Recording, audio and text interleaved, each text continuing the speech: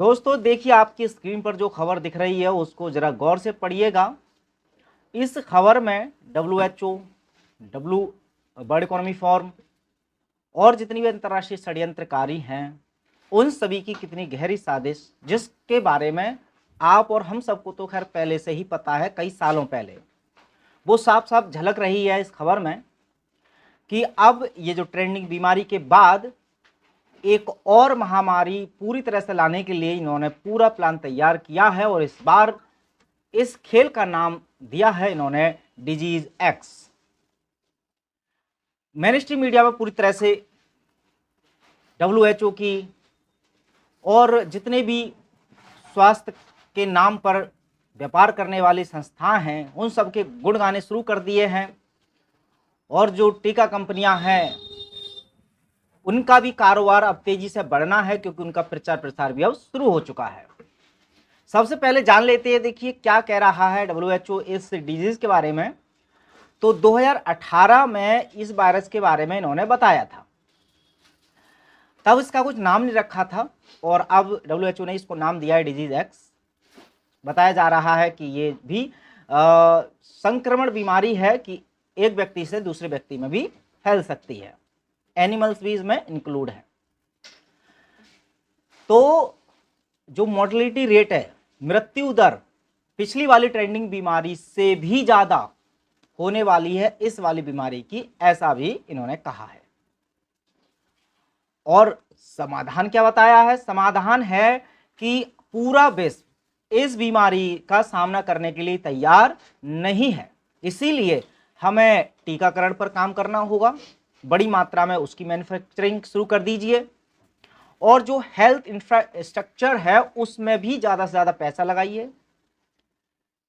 अब health sector में पैसा लगाने का जो इनका प्रोटोकॉल रहता है वो सिर्फ और सिर्फ एलोपैथी का रहता है कि केवल एलोपैथी में जितना ज्यादा से ज्यादा हो सके अपने हर एक देश की सरकार को इन्होंने रिकमेंड किया है कि आप बड़े बड़े अस्पताल तैयार कीजिए, वेंटिलेटर तैयार कीजिए, आइसोलेशन के लिए बिल्डिंग्स तैयार कीजिए। कहीं पर फिलहाल इन्होंने आयुर्वेद, नेचुरोपैथी, होम्योपैथी या बाकी की चिकित्सा पद्धतियां जो खासकर भारत में बहुत ही ज्यादा जादुई की तरह काम करती है हर बीमारी को ठीक करने में, उन सबका कोई जिक्र WHO कभी नहीं करता है और न ही इस बार किया है। तो ये सब खबरें तो खैर मेनस्ट्रीम मीडिया द्वारा अभी तक बताई जा रही है। अब इसकी सच्चाई जानने का प्रयास करते हैं तो सबसे पहले तो एक बात ध्यान रखना है हमेशा कि जितने भी अब ये नई नई बीमारियां या नए नए वायरसों के नाम बताएंगे, जैसे अभी निपा वायरस के बारे में भी खूब चर्चा चल रही है, केरल में कुछ बताया कि 2 लोगों की मौत भी हो गई। तो कोई भी वायरस नया ना तो आया था, ना आएगा और ना आया है।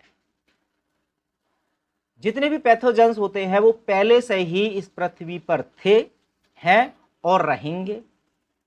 और पैथोजन हमारे दुश्मन नहीं होते हैं, ये एक जो बेसिक नॉलेज रखता है विज्ञान की या शारीरिक विज्ञान की, वो सब जानते हैं। ये सिर्फ और सिर्फ खेल रचने के लिए इनमें से कोई एक पैथोजन को उठाएंगे और उसका एक बढ़िया सा नाम जो कि देखने में डरावना लगे और थोड़ा स्टाइलिश भी लगे। अब वो चाहे ट्रेंडिंग वाला वायरस हो, मंकी पॉक्स हो, निपा वायरस हो, डिजीज एक्स हो और न जाने कितने कितने। हालांकि ये चूंकि अंग्रेज हैं WHO, तो इनके नाम अंग्रेजी में इतने अट्रैक्टिव रख रहे हैं। हो सकता है कि अगर भारत में होते तो भारत में थोड़े अपने स्वदेशी वाले नाम रख देते, जैसे कि राम सिंह एक्स, गजोदर बाई, खैर। लेकिन ये सब इनका नामकरण पुराने जो ऑलरेडी चल रहे हैं जितने पैथोजेंस हैं, जिनके बीच हमारे बाप दादा बड़े हैं, हमारे पूर्वज बड़े हैं, स्वस्थ भी रहे हैं, वही सब कुछ है। लेकिन अब ये नाम रखने के पीछे या हाइप बनाने के लिए के पीछे या जो वायरस के नाम पर डराने के पीछे एजेंडा सिंपल साफ है कि जो पीछे से बैकग्राउंड में काम कर रहा है वर्ल्ड इकोनॉमिक फोरम, उसके इशारे पर ये सारी चीज़ें हो रही हैं। और इसको समझने के लिए हालांकि मैं इस वीडियो में पूरी एक्सप्लेन नहीं कर सकता, बहुत ज़्यादा लंबा हो जाएगा, लेकिन इस चैनल पर आप अक्सर बहुत सारी वीडियोस देखते हैं जहां पर हम इस तरह के षड्यंत्रों को बारी बारी से एविडेंस के साथ बताते भी रहते हैं। तो फिलहाल जो लोग इस षड्यंत्र को पहले से जानते हैं उनको तो खैर ज़्यादा कुछ समझाने की आवश्यकता नहीं है।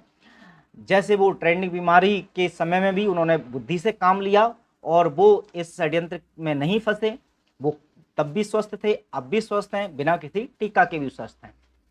लेकिन जो ऐसे खास नए लोग और नए लोगों तक ये वीडियो पहुंचानी भी है आपको, ताकि वो भी कुछ जागरूक हों। तो नए लोगों से बस इतना ही अनुरोध है कि आगे आने वाले, अभी इस समय मैं खुद बता सकता हूं, हालांकि मैं कोई वैज्ञानिक नहीं हूं, कोई डॉक्टर नहीं हूं, फिर भी बता सकता हूं कि अभी 2025 और 26 तक इतनी सारी महामारियां आएंगी जो अब तक इतिहास में कभी नहीं आई, और नई नई बीमारियों के नाम आएंगे। और हर बार 3 चीज़ों की बात ज़्यादा होगी। एक तो एलोपैथिक प्रोटोकॉल्स की, उनको बढ़ावा मिलेगा, टीका जिसकी सबसे ज़्यादा बात होगी, लॉकडाउन और वर्क फ्रॉम होम मतलब डिजिटलाइजेशन। इस तरह से ये जो इन षड्यंत्रकारियों की साजिशें हैं ये आगे भी चलनी है। तो एक मुझ जैसे आम आदमी को अगर ये सब कुछ पता है तो इसके पीछे जाहिर सी बात है कि कुछ अप्राकृतिक खेल है। ये जो घटनाएं घटने वाली हैं, या ये जो वायरस आने वाले हैं, या जो महामारियां ये जो लाने वाले हैं, ये एक्चुअल में प्राकृतिक रूप से आने वाली नहीं है, ये लाई जाएंगी और लाई जा रही हैं। तो ऐसे में आप अपने स्तर से थोड़ी खोजबीन करें, जांच पड़ताल करें। सिर्फ सरकार पर या WHO पर या कोई भी ऐसी स्वास्थ्य संबंधित संस्था जो आपको बताती है कि हाँ किसी वायरस, किसी बीमारी के बारे में कोई भी बात बोलता है, तो केवल उनके बोलने से आप सच ना मान लें, खुद की थोड़ी रिसर्च करने के बाद ही फैसला लें और अपना और अपने परिवार का ख्याल रखें। फिलहाल इस वीडियो में इतना ही, मिलते हैं अगली वीडियो में, तब तक अपना ख्याल रखें। जय हिंद।